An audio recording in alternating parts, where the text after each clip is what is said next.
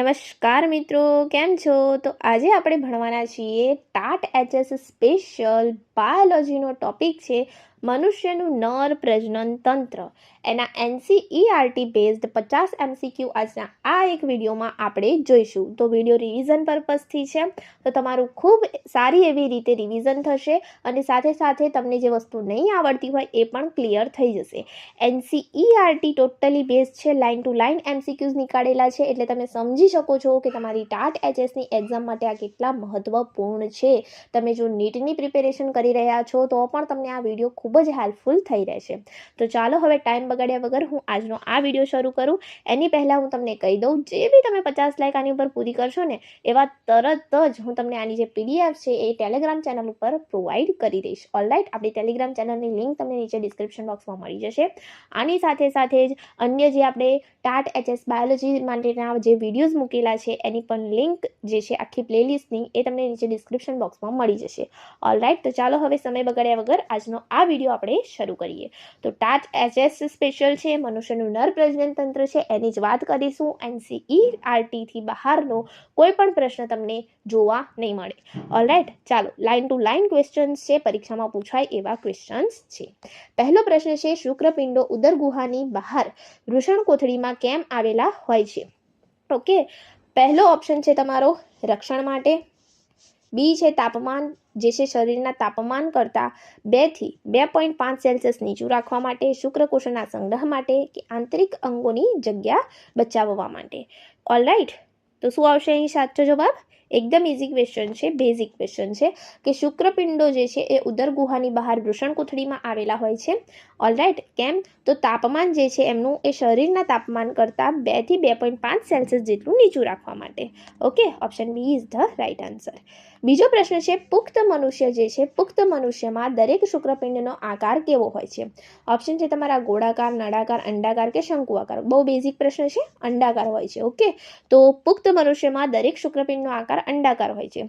વાત કરીએ હવે એની લંબાઈ અને પહોળાઈની. કીધું તો ને કે એક એક લાઇનથી તમને MCQ જોવા મળશે. તો શુક્રપિંડની લંબાઈ અને પહોળાઈ કેટલી હોય છે? ઓલરાઈટ, ઓપ્શન છે તમારા 2 થી 3 સેમી અને 4 થી 5 સેમીની પહોળાઈ હોય છે. લંબાઈ 4 થી 5 સેમી હોય અને 2 થી 3 સેમી પહોળાઈ હોય, 5 થી 6 સેમી લંબાઈ હોય અને 3 થી 4 સેમી પહોળાઈ હોય, 1 થી 2 સેમી લંબાઈ હોય અને પહોળાઈ 2 થી 3 સેમી હોય. તો મિત્રો અહીં રાઈટ આન્સર છે આપણો 4 થી 5 સેમી જે છે એની લંબાઈ જોવા મળે છે અને 2 થી 3 સેમી એની પહોળાઈ જોવા મળે છે. કોની? શુક્રપિંડની. ઓકે, આપણી NCERTની બેઠી લાઈન છે કે 4 થી 5 સેમી જે છે શુક્રપિંડની લંબાઈ હોય છે અને 2 થી 3 સેમી પહોળાઈ હોય છે અને આકાર કેવો હોય છે? તો કે અંડાકાર હોય છે. પછીનો પ્રશ્ન છે, દરેક શુક્રપિંડમાં આશરે કેટલા શુક્રપિંડીય ખંડો આવેલા હોય છે? હવે જે શુક્રપિંડ હોય છે ને, શુક્રપિંડોની જોડ હોય છે. ઓકે, એટલે કુલ 2 શુક્રપિંડ હોય છે. એમાંથી દરેક જે શુક્રપિંડ છે એની પાસે નાના નાના ખંડો આવેલા હોય છે, જેને કહેવામાં આવે છે શુક્રપિંડીય ખંડો. તો એ કેટલા હોય છે? ઓપ્શન છે તમારા 150, 200, 250 કે 300. તો મિત્રો કેટલા હોય છે? 250. ઓલરાઈટ, 250 જે છે શુક્રપિંડીય ખંડો 250 જે છે આવેલા હોય છે. ઓકે, 250 આંકડો આપણને ક્લિયર જે છે આપણી બુકમાં આપેલો છે, તો ખાસ યાદ રાખીશું 250.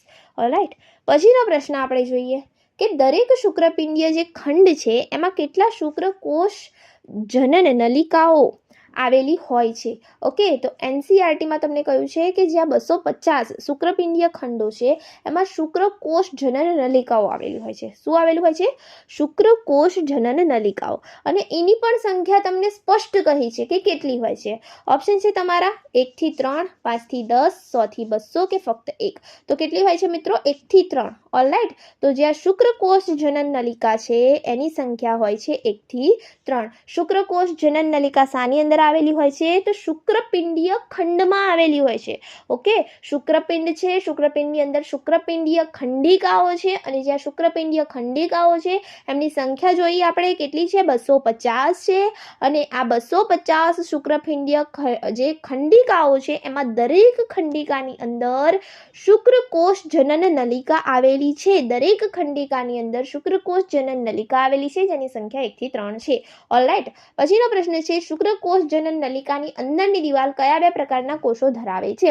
ક્વેશ્ચન ઉપર ફોકસ કરીએ, અંદરની દિવાલ. ઓલરાઈટ, અંદરની દિવાલની વાત કરી છે. ઓપ્શન છે તમારા લેડિંગ કોષ અને સર્ટોલિના કોષ, નરજનન કોષ અને આંતરાલીય કોષ, નરજનન કોષ આદિ શુક્રકોષ પણ કહેવાય અને સર્ટોલિના કોષ કે શુક્રાણુ અને અંડકોષ. તો જ્યારે આપણે વાત કરીએ મિત્રો અંદરની દિવાલની, ઓલરાઈટ, અંદરની દિવાલની જ્યારે આપણે વાત કરતા હોઈએ તો આપણે ખાસ યાદ રાખીશું કે અંદરની દિવાલ જે છે નરજનન કોષો, જેને આદિ શુક્રકોષો પણ કહેવાય, અને સર્ટોલિના કોષો ધરાવે છે. ઓલરાઈટ, નરજનન કોષો જેને આદિ શુક્રકોષો પણ કહેવાય અને સર્ટોલિના કોષો ધરાવે છે. અને જો તમને એવું કીધું હોય બહારની દિવાલ, તો કયા બે કોષો આવે? તો લેડિંગ કોષો આવે અને બીજા આવે આંતરાલીય કોષો. ઓલરાઈટ, ચાલો પછીનો પ્રશ્ન જોઈએ આપણે કે જે સર્ટોલિના કોષો છે એનું મુખ્ય કાર્ય શું છે? સર્ટોલિના કોષોનું મુખ્ય કાર્ય શું છે? આપણે વાત કરી કે અંદરની દિવાલ જે છે એ કયા બે કોષો ધરાવે છે? અંદરની દિવાલ તો એ બે કોષો ધરાવે છે જેને જનન કોષો અથવા આદિ શુક્રકોષો કહેવાય અથવા સર્ટોલિના કોષો ધરાવે છે. ઓલરાઈટ, નરજનન કોષો જેને આદિ શુક્રકોષો પણ કહેવાય અને બીજું ધરાવે છે સર્ટોલિના કોષો. તો જે સર્ટોલિના કોષો છે એનું મુખ્ય કાર્ય શું છે? તો એન્ડ્રોજન્સનો સ્ત્રાવ કરવાનું છે, જનન કોષોને પોષણ પૂરું પાડવાનું છે, શુક્રકોષોનું વહન કે અધિકરણની શરૂઆત કરવાનું છે. તો સર્ટોલિના કોષોનું મુખ્ય કાર્ય છે જનન કોષોને પોષણ પૂરું પાડવા. ઓકે, એ જનન કોષોને પોષણ પૂરું પાડવા માટે છે. સર્ટોલિના કોષોનું મુખ્ય કાર્ય છે જનન કોષોને પોષણ પૂરું પાડવાનું. Alright, okay. અને અહીં એન્ડ્રોજન્સનો સ્ત્રાવ કયા કોષો કરે છે? બહારની દિવાલના કોષો દ્વારા થાય છે મિત્રો. બહારના જે આંતરકોષીય અવકાશમાં આવેલા કોષો છે, આંતરાલીય અવકાશમાં આવેલા કોષો છે, એમના દ્વારા થાય છે. આંતરાલીય અવકાશ કહેવાશે. તો એ જે છે એન્ડ્રોજન્સનો સ્ત્રાવ કરે છે એ કોષનું નામ છે લેડિંગ કોષ. ઓલરાઈટ, લેડિંગ કોષ જે છે, લેડિંગ કોષ પરીક્ષા માટે યાદ રાખીશું મિત્રો કે લેડિંગ કોષ જે છે આ એન્ડ્રોજન્સનો સ્ત્રાવ કયા કોષો કરે છે? એન્ડ્રોજન્સનો સ્ત્રાવ જે છે લેડિંગ કોષ કરે છે. લેડિંગ કોષ કરે છે. ઓકે, અને જનન કોષોને પોષણ પૂરું પાડવાનું, આ પ્રશ્નનો રાઈટ આન્સર છે. જનન કોષોને પોષણ પૂરું પાડવાનું કાર્ય જે છે સર્ટોલિના કોષો કરે છે. પછીનો પ્રશ્ન છે લેડિંગ કોષોનું સ્થાન ક્યાં હોય છે? ઓકે, લેડિંગ કોષોનું સ્થાન જે બહારની તરફ, મેં તમને પહેલા જ કીધું કે આંતરાલીય અવકાશમાં છે. ઓપ્શન જોઈ લઈએ. શુક્રકોષ જનન નલિકાની અંદર, શુક્રવાહિનીની દિવાલમાં, નલિકાઓની બહારના આંતરાલીય અવકાશમાં. ઓલરાઈટ, નલિકાઓની બહારના આંતરાલીય અવકાશમાં જે છે આપણા લેડિંગ કોષો સ્થાન ધરાવે છે. એ સ્ત્રાવ શાનો કરે છે? શાનો? એન્ડ્રોજન્સનો સ્ત્રાવ કરે છે. ઓકે, લેડિંગ કોષો શાનો સ્ત્રાવ કરે છે? એન્ડ્રોજન્સનો સ્ત્રાવ લેડિંગ કોષો દ્વારા થાય છે. ઓલરાઈટ, ચાલો પછીનો પ્રશ્ન છે નરજાતીય અંતઃસ્ત્રાવ ટેસ્ટોસ્ટેરોન જે છે કોના દ્વારા સ્ત્રાવિત થાય છે? તો આપણે વાત કરી છે નરજાતીય અંતઃસ્ત્રાવ છે એ સ્ત્રાવિત થાય છે લેડિંગ કોષો દ્વારા. ઓલરાઈટ, તો જ્યાં નરજાતીય અંતઃસ્ત્રાવ ટેસ્ટોસ્ટેરોન છે એ પણ સ્ત્રાવિત થાય છે લેડિંગ કોષો દ્વારા જ. ઓલરાઈટ, લેડિંગ કોષો દ્વારા એનો સ્ત્રાવ થાય છે. ઓકે, એન્ડ્રોજન્સ પૂછે તો પણ લેડિંગ કોષો, અને એન્ડ્રોજન્સ કાં તો ટેસ્ટોસ્ટેરોન લખેલું હોય તો પણ લેડિંગ કોષો. ઓલરાઈટ, યાદ રાખીશું. પછીનો 10મો પ્રશ્ન છે શુક્રવાહિની જે શુક્રવાહિની છે એ ક્યાંથી ઉદ્ભવે છે અને ક્યાં ચડે છે? ઓલરાઈટ, તો શુક્રપિંડીય ઝાડમાંથી ઉદ્ભવી વૃષણકોથળીમાં રહે છે, અધિવૃષણ નલિકામાંથી ઉદ્ભવી અને ઉદર ગુહામાં ચડે છે, શુક્રાશયમાંથી ઉદ્ભવી શિશ્નમાં જાય છે, મૂત્રાશયમાંથી ઉદ્ભવી શુક્રપિંડમાં જાય છે. તો જે શુક્રવાહિની છે મિત્રો એ અધિવૃષણ નલિકામાંથી ઉદ્ભવે છે. ઉદ્ભવ ક્યાંથી પામે છે? ઉદ્ભવ પામે છે અધિવૃષણ નલિકામાંથી. ઓલરાઈટ, અધિવૃષણ નલિકામાંથી ઉદ્ભવે છે અને ઉદર ગુહામાં ઉપરની તરફ ચડે છે, જે મૂત્રવાહિની સાથે પાશ બનાવે છે. ઓલરાઈટ, તો અહીં જે છે અધિવૃષણ નલિકામાંથી ચડશે ઉપર શુક્રવાહિની, અધિવૃષણ નલિકામાંથી એ આગળ ચડશે એટલે શુક્રવાહિની તરીકે ઓળખાશે, અને પછી એ જે છે ઉદર ગુહામાં ઉપરની તરફ ચડી અને મૂત્રવાહિની સાથે પાશની રચના કરશે, પાશ બનાવશે. ઓલરાઈટ, ચલો આના પછીનો પ્રશ્ન છે આપણો કે નર સહાયક નલિકાઓનો સાચો ક્રમ કયો છે?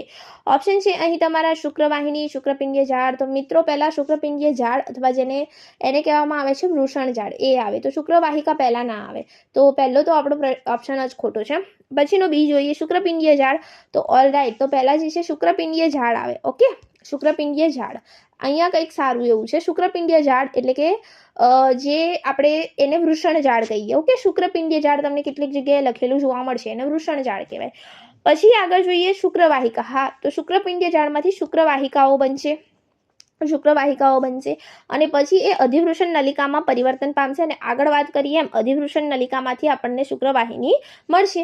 ઓલરાઈટ, તો આ પ્રકારનો કંઈક ક્રમ હશે. શુક્રપિંડીય ઝાડ, પછી શુક્રવાહિકાઓ, પછી અધિવૃષણ નલિકા અને પછી શુક્રવાહિની. ઓલરાઈટ, ચાલો પછીનો પ્રશ્ન છે શુક્રવાહિની મૂત્રાશયની ઉપર પાશ બનાવી કઈ નલિકા સાથે જોડાશે? આપણે આગળ વાત કરીએ એમ શુક્રવાહિની આગળ ઉદરની તરફ ઉપર ચડે છે ને મૂત્રાશયની ઉપર પાશ જેવી રચના બનાવે છે, તો એ કોની નલિકા સાથે પછી જોડાય છે? ઓપ્શન છે તમારા પ્રોસ્ટેટ ગ્રંથિ, શુક્રાશય, બલ્બયુરેથ્રલ ગ્રંથિ કે મૂત્રવાહિની. તો અહીં જે છે એ જોડાય છે શુક્રાશય સાથે. ઓકે, મસ્ટ રિમેમ્બર ઇટ, શુક્રાશય સાથે જોડાશે, શુક્રાશય સાથે. ઓકે, શુક્રવાહિની મૂત્રાશયની ઉપર પાશ જેવી રચના બનાવશે અને આગળ જઈને શુક્રાશયની નલિકા સાથે જોડાશે, શુક્રાશયની નલિકા સાથે જોડાય છે. ઓકે, શુક્રવાહિની. ચાલો, સંકલન જે નલિકા છે એનું મુખ્ય કાર્ય શું છે? તો મૂત્રનો સંગ્રહ કરવો, એ શુક્રકોષોનો સંગ્રહ કરીને મૂત્રમાર્ગ દ્વારા બહાર વહન પામે, હોર્મોનનું ઉત્પાદન કરે, અંડકોષોનું ફલન કરે. તો શુક્રકોષોનો સંગ્રહ કરશે સંકલન નલિકા, અને બીજું મૂત્રમાર્ગ દ્વારા જે છે એને બહાર વહન જે કરવાની ક્રિયા છે પણ સંકલન નલિકા દ્વારા થશે. ઓલરાઈટ, 14મો પ્રશ્ન છે નર મૂત્રાશયમાંથી નીકળતી નલિકા જે શિશ્ન દ્વારા બહાર ખુલે છે તેને શું કહેવાય? ઓકે, નર મૂત્રાશયમાંથી નીકળે છે અને શિશ્ન દ્વારા બહાર ખુલે છે. ઓપ્શન છે અહીં તમારા શુક્રવાહિની કહેવાય, મૂત્રજનન માર્ગ કહેવાય, મૂત્રવાહિની કહેવાય કે પછી શુક્રવાહિની કહેવાય? તો આપણને ખબર પડી જ જાય કે શિશ્ન દ્વારા બહાર ખુલે છે તો મૂત્રજનન માર્ગ. આપણે જાણીએ છીએ કે નરમાં જે છે મૂત્રજનન માર્ગ અને જે જનન માર્ગ છે બંને ભેગા હોય છે, રાઈટ? તો જનન માટેનું અને મૂત્ર માટેનું એક જ છિદ્ર હોય છે. તો અહીં જે છે શિશ્ન દ્વારા જે બહાર ખુલે છે એને આપણે મૂત્રજનન માર્ગ કહીશું. Alright, option B is the right answer. પછીનો પ્રશ્ન છે 15મો, શિશ્ન કયા પ્રકારની વિશિષ્ટ પેશીઓનું બનેલું હોય છે? તો માત્ર સ્નાયુલ પેશી આવે, ઉત્થાન પેશી આવે, સંયોજક પેશી આવે, ચેતાપેશી આવે? તો મિત્રો શિશ્ન જે છે વિશિષ્ટ પ્રકારની પેશીઓનું બનેલું હોય છે જેને ઉત્થાન પેશી કહે છે. ઓકે, ઉત્થાન પેશીઓનું બનેલું હોય છે વિશિષ્ટ પ્રકારની. 16મો પ્રશ્ન છે જે શિશ્નાગ્ર છે એને ઢાંકતી જે ચામડી હોય છે એને શું કહેવાય છે? તો અધિસ્તર કહેવાય, શિથિલ ત્વચા અથવા અગ્ર ત્વચા, શુક્રપિંડાવરણ કે પેરિટોનિયમ? તો એને કહેવાય મિત્રો શિશ્ન ત્વચા. શિથિલ ત્વચા જે છે, શિથિલ ત્વચા, શિશ્નાગ્રની ત્વચા કેવી હોય? શિથિલ હોય એકદમ, અને એને અગ્ર ત્વચા પણ કહેવાય, અગ્ર ત્વચા અથવા શિથિલ ત્વચા એને કહીશું. ઓલરાઈટ, પછીનો પ્રશ્ન છે નીચેનામાંથી કઈ ગ્રંથિ જોડીમાં હોતી નથી? ઓકે, તો જે આપણે આગળ જોયું એમ કે જે આગળ નથી જોયું પણ તમારી બુકનું જે છે એટલા માટે મારાથી એવું બોલાઈ ગયું કે જે અમુક ગ્રંથિઓ હોય છે જોડીઓમાં હોય છે. ઓકે, જે સહાયક ગ્રંથિઓ આપણે કહી શકીએ. તો અહીં જે છે એક ગ્રંથિ એવી છે જે જોડીમાં નથી હોતી. એક શુક્રાશય છે, એક બલ્બોયુરેથ્રલ ગ્રંથિ છે, કે પ્રોસ્ટેટ ગ્રંથિ છે, કે કાઉપર ગ્રંથિ છે? ઓકે, તો અહીં એક વસ્તુ હું તમને બીજી એક સરસ મજાની કહી દઉં કે બલ્બોયુરેથ્રલ ગ્રંથિ જે છે એનું જ બીજું નામ કાઉપર ગ્રંથિ છે. ઓકે, એટલે પરીક્ષામાં કન્ફ્યુઝન નહીં થવાનું. બલ્બોયુરેથ્રલ જે ગ્રંથિ છે એનું જ બીજું નામ જે છે એ શું છે? એ કાઉપર ગ્રંથિ છે. ઓકે, એને ઘણી જગ્યાએ નામ આપેલું છે, આપણી બુકમાં નથી પણ એનું નામ કાઉપર ગ્રંથિ પણ છે બીજું. ઓકે, તો અહીં કન્ફ્યુઝ ના થતા. અને શુક્રાશય છે એની જોડમાં હોય છે. ઓકે, જોડમાં હોય છે શુક્રાશય. પછી બલ્બોયુરેથ્રલ ગ્રંથિ જે છે એ પણ જોડમાં જ હોય છે. બલ્બોયુરેથ્રલ ગ્રંથિ જે છે એ એના જે સ્ત્રાવ હોય છે શિશ્નની સ્નિગ્ધતા થવામાં મદદ કરે છે. અને કાઉપર ગ્રંથિ પણ કહ્યું એમ બલ્બોયુરેથ્રલ છે. તો પ્રોસ્ટેટ ગ્રંથિ જે હોય છે એ જોડમાં નથી હોતી. ઓકે, આ એક જ હોય છે. પ્રોસ્ટેટ ગ્રંથિ એ એક જ હોય છે, બીજી બધી જોડમાં હોય છે. પ્રોસ્ટેટ ગ્રંથિ એક જ હોય છે. તો સી આપણો રાઈટ આન્સર રહેશે. પછીનો પ્રશ્ન છે શુક્રાશય રસ જે છે સેમિનલ પ્લાઝમામાં કયા ઘટકો હોય છે? ઓપ્શન છે તમારા ગ્લુકોઝ અને કેલ્શિયમ, ફ્રુક્ટોઝ, કેલ્શિયમ અને કેટલાક ઉત્સેચકો, લેક્ટોઝ અને એસિડ કે માત્ર શુક્રકોષો? તો એની અંદર હોય છે ફ્રુક્ટોઝ, કેલ્શિયમ અને કેટલાક ઉત્સેચકો. Alright, option B is the right answer. શુક્રાશયનો જે રસ હોય છે એની અંદર.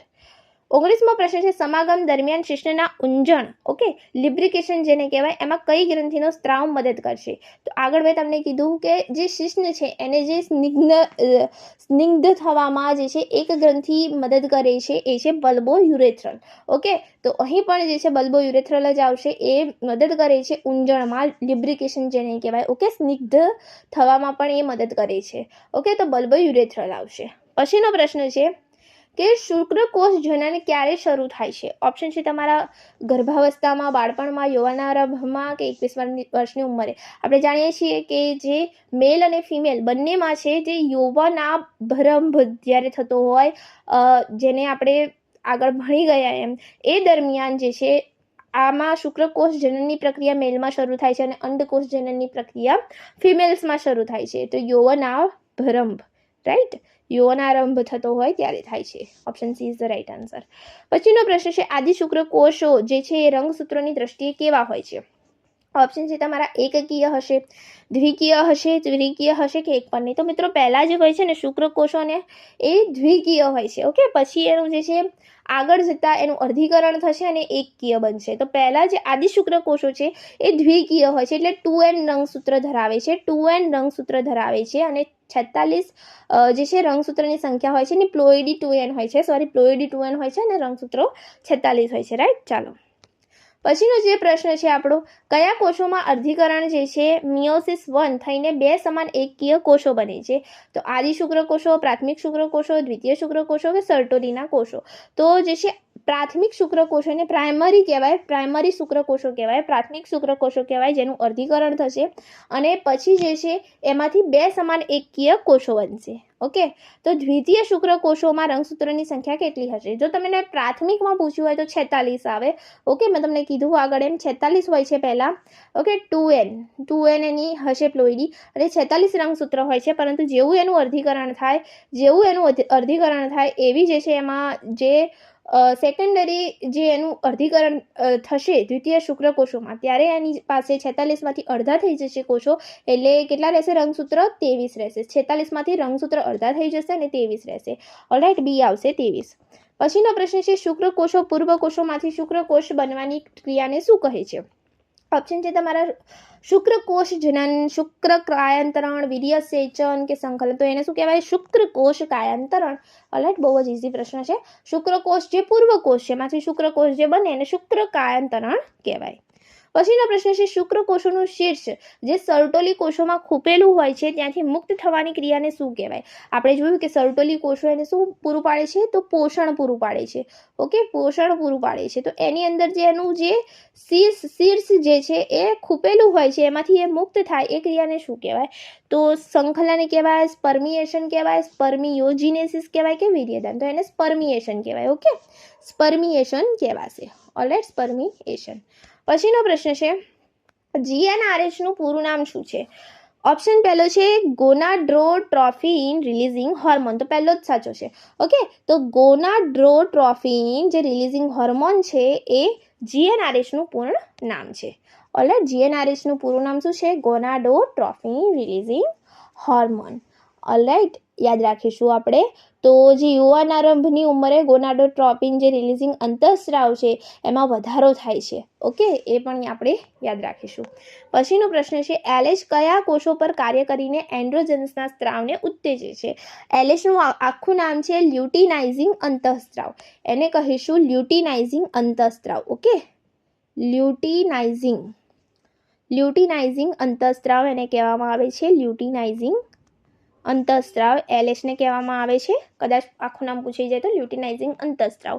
ઓકે, અને એ જે છે એ કયા કોષો પર કાર્ય કરીને એન્ડ્રોજન્સના સ્ત્રાવને પ્રેરશે? તો આપણે આગળ વાત કરીએ એમ એન્ડ્રોજન્સનો સ્ત્રાવ કયા કોષો કરે છે? તો લેડિંગ કોષો કરે છે. તો એ કયા કોષો પર કાર્ય કરશે? તો કે લેડિંગ કોષો ઉપર કાર્ય કરશે. ઓલરાઈટ, લેડિંગ કોષો જે છે એ એન્ડ્રોજન્સનો સ્ત્રાવ કરે છે. ઓકે, તો એ એલએચ અંતઃસ્ત્રાવ જે છે લ્યુટિનાઇઝિંગ હોર્મોન જે છે અંતઃસ્ત્રાવ જે છે એ કામ કરશે લેડિંગ કોષો ઉપર. ઓલરાઈટ, પછીનો પ્રશ્ન છે FSH કોના પર કાર્ય કરીને શુક્રકોષ જનન પ્રક્રિયામાં મદદ કરે છે? FSH. ઓકે, એ જે છે એ જે FSH હોર્મોન છે એ કોના પર કાર્ય કરીને શુક્રકોષ જનન પ્રક્રિયામાં મદદ કરશે? ઓપ્શન છે અહીં તમારા લેડિંગ કોષો, પછી છે સર્ટોલી કોષો, પછી છે પ્રોસ્ટેટ અને પછી છે શિશ્ન. તો જે FSH અંતઃસ્ત્રાવ છે FSH છે સર્ટોલી કોષો ઉપર કાર્ય કરશે અને એ શુક્રકોષ જનન પ્રક્રિયામાં મદદ કરશે. ઓકે, તો જે આ FSH સર્ટોલી કોષો ઉપર કાર્ય કરે છે અને શુક્ર કાયાંતરણની પ્રક્રિયામાં મદદ કરતા કેટલાક કારકોને સ્ત્રાવનું જે છે એ ઉત્તેજે છે. ઓલરાઈટ, તો અહીં આવશે સર્ટોલીના કોષો. ઓકે, FSH આવે તો સર્ટોલીના કોષો ઉપર જે છે એ કાર્ય કરે છે. Alright, FSH. ઓકે, જેનું આખું નામ છે ફોલિકલ સ્ટિમ્યુલેટિંગ અંતઃસ્ત્રાવ. ઓકે, FSH નું આખું નામ પૂછાય તો ફોલિકલ અને પછી આવે સ્ટિમ્યુલેટિંગ. ઓકે, સ્ટિમ્યુલેટિંગ સ્ટિમ્યુલેટિંગ અંતઃસ્ત્રાવ. ઓકે, ફોલિકલ સ્ટિમ્યુલેટિંગ અંતઃસ્ત્રાવ. ઓકે, શું કરશે? તો FSH જે છે, ફોલિકલ સ્ટિમ્યુલેટિંગ અંતઃસ્ત્રાવ જે છે એ શુક્રકોષ જનન પ્રક્રિયામાં મદદ કરે છે. કેવી રીતે? તો જે છે FSH જે છે એ સર્ટોલી કોષો ઉપર કાર્ય કરે છે અને જે શુક્રકાયાંતરણની પ્રક્રિયા છે એમાં મદદ કરતા કેટલાક જે કારકો છે, સ્ત્રાવો છે, એને ઉત્તેજે છે. ચાલો પછીનો પ્રશ્ન જોઈએ. શુક્રકોષની રચનામાં કયા 4 ભાગો હોય છે? ઓપ્શન છે તમારા શીર્ષ, ધડ, પૂંછડી, પગ, શીર્ષ ગ્રીવા, મધ્ય ભાગ પૂંછડી, શીર્ષ ગરદન, મધ્ય ભાગ મુખ, શીર્ષ શુક્રાગ્ર, ગ્રીવા કે તંતુ. તો કયા હશે? તો શીર્ષ હશે, ગ્રીવા હશે, મધ્ય ભાગ હશે અને પૂંછડી હશે. ઓકે, તો શીર્ષ, ગ્રીવા, મધ્ય ભાગ અને પૂંછડી. ઓલરાઈટ, ચાલો પછીનો પ્રશ્ન છે. શુક્રકોષના શીર્ષમાં ટોપી જેવી રચના હોય છે, એને શું કહે છે? એ રચના કઈ છે? ઓકે, ઓપ્શન છે તમારા ન્યુક્લિયસ, શુક્રાગ્ર, કર્ણાભસૂત્ર, તારાખંડ. તો એને કહેવાય શુક્રાગ્ર. ઓકે, એક્રોઝોમ, શુક્રાગ્ર કહેવાય. પછીનો પ્રશ્ન છે. શુક્રાગ્ર શાનાથી ભરેલું હોય છે? ઓપ્શન છે તમારા ખોરાક, ફલનમાં મદદ કરતા ઉત્સેચકો, પાણી કે ATP. તો એ ભરેલું હોય, ફલનમાં જે મદદ કરે ને એવા ઉત્સેચકોથી ભરેલું હોય. ઓકે, શુક્રાગ્ર જે ફલનમાં મદદ કરતા ઉત્સેચકોથી ભરેલું હોય છે. પછીનો પ્રશ્ન છે. શુક્રકોષના મધ્ય ભાગમાં શું આવેલું હોય છે જે ઉર્જા આપે છે? ઓકે, શુક્રકોષ એવો કોષ છે ને જે કર્ણાભસૂત્ર ધરાવે. ઓકે, તો ગોલ્ગી કાંઈ ના આવે, કોષ કેન્દ્ર ના આવે, રસીકરણ ના આવે. એની અંદર જે છે અનેક કર્ણાભસૂત્રો આવેલા હોય જેને ઉર્જા આપે, ATP પ્રોડ્યુસ કરે. ઓકે, ઉર્જા આપે, ATP બનાવે. તો શુક્રકોષના મધ્ય ભાગમાં જે છે કર્ણાભસૂત્ર આવેલા હોય છે. પૂંછડીનું મુખ્ય કાર્ય શું હોય છે? પોષણ આપવાનું, શુક્રકોષને ગતિશીલતા પૂરી પાડવાનું, ફલન કરાવવાનું કે હોર્મોન બનાવવો. તો પૂંછડી જે છે એનું કાર્ય છે શુક્રકોષોની ગતિશીલતા પૂરી પાડવાનું. Alright, option B is the right answer. પછીનો પ્રશ્ન છે. સામાન્ય ફળદ્રુપતા માટે એક સ્ખલનમાં કેટલા શુક્રકોષો હોવા જોઈએ? ઓપ્શન તમારા 20 થી 30,000, 2 થી 3 લાખ, 200 થી 300 મિલિયન કે 1 બિલિયન. કેટલા હોય? 200 થી 300 મિલિયન. ઓકે, ચાલો પછીનો પ્રશ્ન છે. કુલ શુક્રકોષોના કેટલા ટકા શુક્રકોષો સામાન્ય આકાર અને કદના હોવા જોઈએ? ખાસ યાદ રાખીશું. સામાન્ય આકાર અને કદ પૂછાય તો આવશે 60%. ઓકે, તો આવશે 60%. પણ તમને એવું પૂછાય કે કુલ શુક્રકોષોના કેટલા ટકા શુક્રકોષો શક્તિશાળી હલનચલન ધરાવતા હોવા જોઈએ? તો આવશે 40%. ઓકે, આખો બંધ કરીને આવડવું જ જોઈએ. આ લખી દેવાનું કે સામાન્ય આકાર અને કદના શુક્રકોષો કેટલા હોવા જોઈએ? 60%. અને એવા શુક્રકોષો કેવા હોવા જોઈએ? જે હલનચલન ધરાવતા હોય. ઓકે, શક્તિશાળી હલનચલન ધરાવતા હોય, શક્તિશાળી, ખાસ ફોકસિંગ, શક્તિશાળી હલનચલન ધરાવતા હોય એવા 40%. ઓકે, અને સામાન્ય આકારના હોય, ઓકે, સામાન્ય આકારના અને કદના હોય એવા 60% હોવા જોઈએ. ઓલરાઈટ, પછીનો પ્રશ્ન છે. શુક્રકોષોના વહન માટે કઈ સહાયક નલિકા જરૂરી છે? ઓપ્શન છે તમારા અધિવૃષણ નલિકા, શુક્રવાહિની, શુક્રાશય, પ્રોસ્ટેટ, લસિકા વાહિની કે મૂત્રવાહિની. તો જે શુક્રકોષોના વહન માટે અધિવૃષણ નલિકા જે છે એ જરૂરી છે અને શુક્રવાહિની જરૂરી છે. પછીનો પ્રશ્ન છે. વીર્ય શાનું બનેલું હોય છે? તો માત્ર શુક્રકોષો, માત્ર શુક્રાશય રસ, શુક્રકોષો અને શુક્રાશયનો રસ, રુધિર અને રુધિરકોષો. તો એ શુક્રકોષો અને શુક્રાશયનો જે રસ હોય છે એનું બનેલું હોય છે. ઓલરાઈટ, શુક્રકોષો અને શુક્રાશયનો જે રસ છે એનું બનેલું હોય છે અને ગ્રંથિઓના સહાયક ગ્રંથિઓના સ્ત્રાવ હોય છે જેની અંદર. ઓકે, તો એનું વીર્ય જે છે બનેલું હોય છે.